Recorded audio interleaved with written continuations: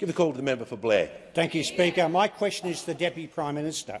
How is the Albanese Labor government delivering on this Defence Strategic Review for Northern Australia and cleaning up the mess of the last decade left by the former government?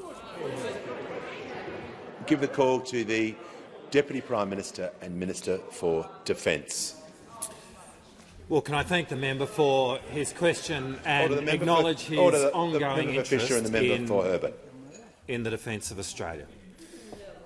Today, there are almost 2,000 US Marines in Darwin operating alongside our troops as part of the 12th Marine rotation, which commenced with a decision of the Gillard government back in 2011.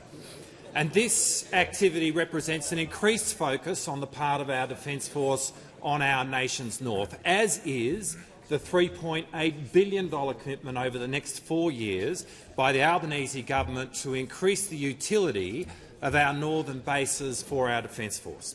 This represents one of the 6 key priorities that the government is focused on in response to the Defence Strategic Review. And it comes after a decade of inaction from the former government when it came to our northern bases. It was the 2012 Force Posture Review which said how important our northern bases are to our nation's defence, and this was reaffirmed in the 2013 Defence White Paper. But in the decade which ensued, when those opposite were governing our country, the Defence Strategic Review found precious little was done to increase the capability of our northern bases. But the failure of those opposite to act on our northern bases really shouldn't come as much of a surprise, because the Defence Strategic Review also found that the former coalition government effectively cut billions of dollars from the defence budget. In their last 5 years in government, $20 billion worth of effective defence cuts, including billions of dollars stripped out of our Defence Force through a single strategic reserve adjustment.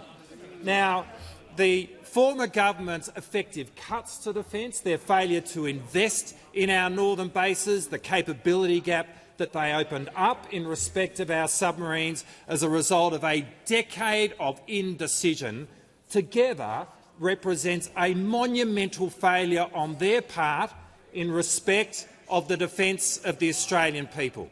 And that could not have come at a worse time for our country, as Australia faces the most complex and threatening strategic circumstances that we've had since the end of the Second World War. Well, Mr Speaker, all of that is now changing. Under the Albanese government, we are bringing the defence budget back into order. We are focusing our resources where defence needs it the most, based on a new posture which includes focusing on our northern bases. These are serious decisions being made by a serious government committed to keeping Australians safe.